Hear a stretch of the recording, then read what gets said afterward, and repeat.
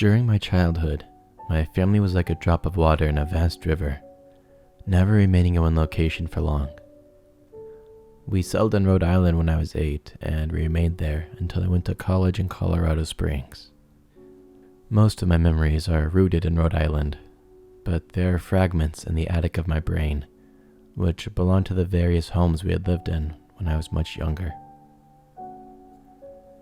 Most of these memories are unclear and pointless, like chasing after another boy in the backyard of a house in North Carolina, trying to build a raft to float in the creek behind the apartment we rented in Pennsylvania, and so on.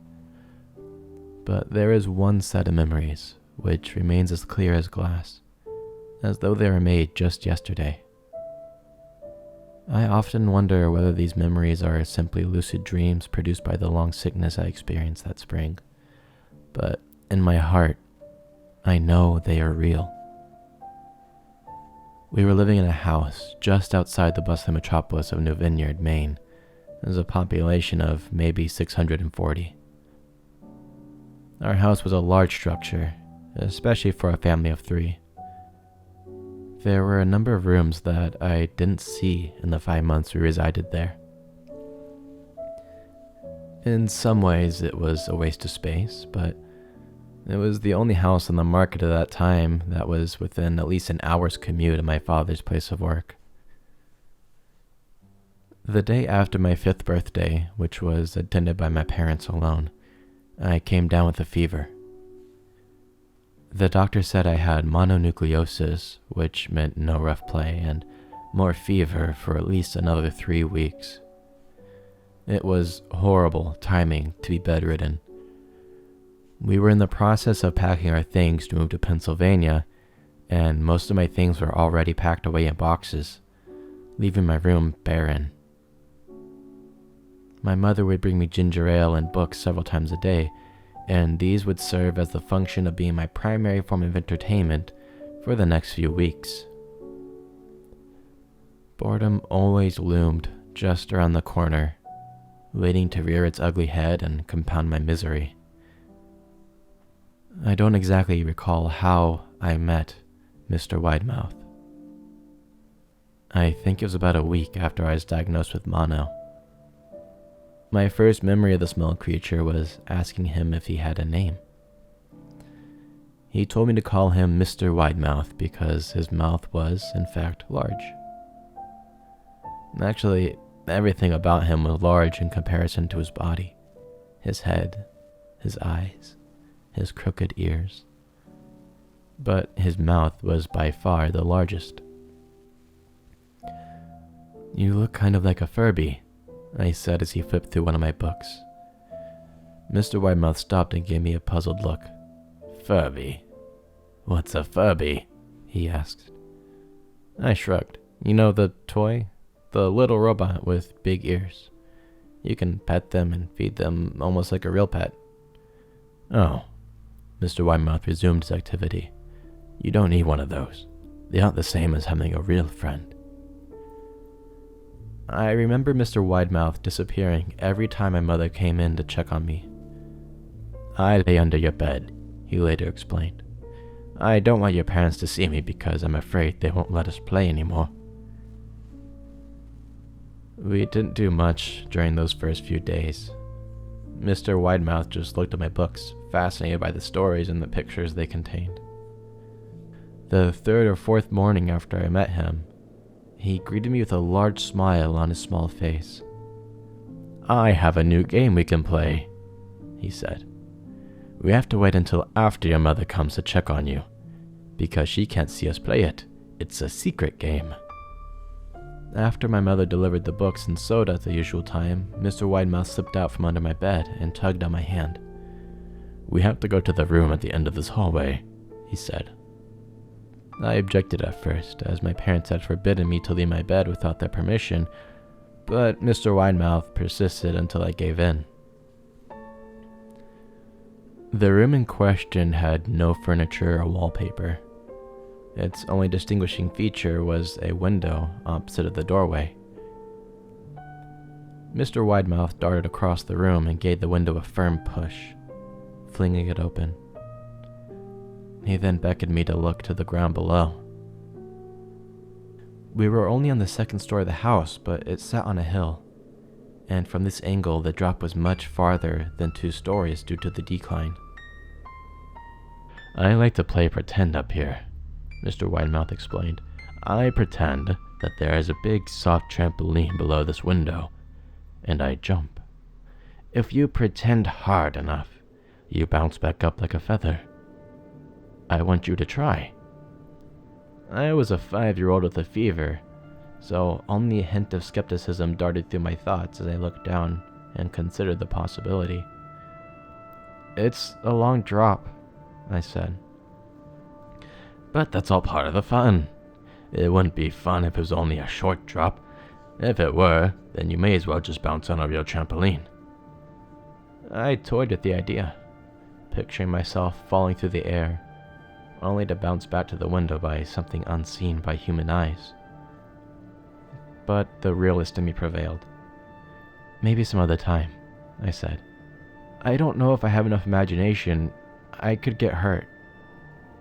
Mr. Widemouth's face contorted into a scowl, but only for a moment. Anger gave way to disappointment. "If you say so," he said.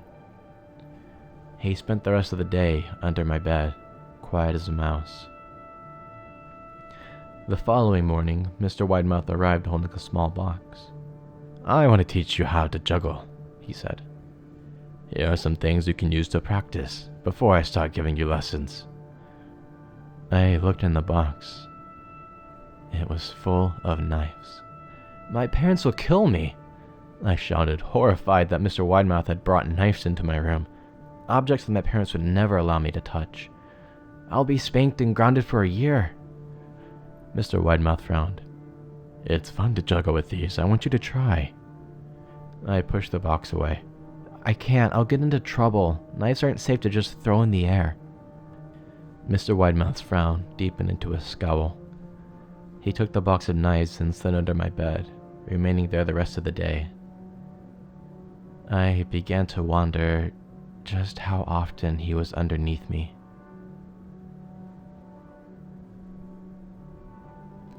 I started having trouble sleeping after that. Mr. Widemouth often woke me up in the night, saying he put a real trampoline under the window, a big one, that I couldn't see in the dark. I always declined and tried to go back to sleep, but Mr. Widemouth persisted. Sometimes he stayed by my side until early in the morning, encouraging me to jump. He wasn't so fun to play with anymore. My mother came to me one morning and told me that I had her permission to walk around outside. She thought the fresh air would be good for me, and especially after being confined to my room for so long. Ecstatic, I put on my sneakers and trotted to the back porch, yearning to feel the sun on my face after so long. Mr. Widemouth was outside, waiting for me. "I have something I want you to see," he said. I must have given him a weird look because he then said, "It's safe, I promise." I followed him to the beginning of a deer trail which ran through the woods behind the house. "This is an important path," he explained. "I've had a lot of friends about your age, and when they were ready, I took them down this path, to a special place. You aren't ready yet, but one day, I hope to take you there." I returned to the house, wondering what kind of place lay beyond that trail. 2 weeks after I met Mr. Widemouth, the last bit of our things had been packed into the moving truck. I would be in the cab of that truck, sitting next to my father for the long drive to Pennsylvania.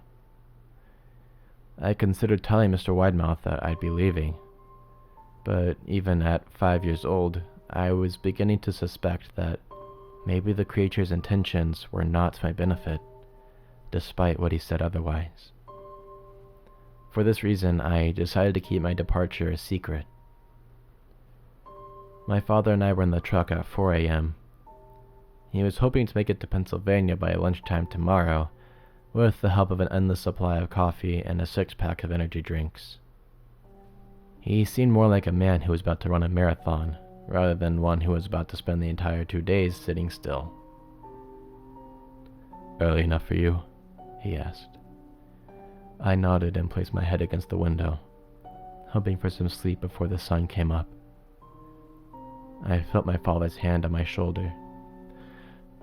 "This is the last move, son, I promise. I know it's hard for you, especially as sick as you've been. Once I get that promotion, we can settle down and you can make friends."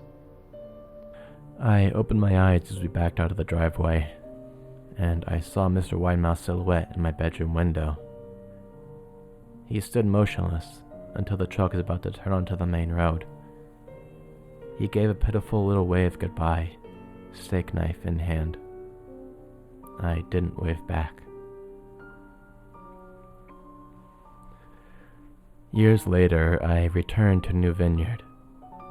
The piece of land our house stood upon was empty except for the foundation, as the house had burned down a few years after my family left. Out of curiosity, I followed the deer trail that Mr. Widemouth had shown me. Part of me expected him to jump out from behind a tree and scare the living bejesus out of me, but I felt like Mr. Widemouth was gone, somehow tied to the house that no longer existed. The trail ended at New Vineyard Memorial Cemetery. I noticed that many of the tombstones belonged to children.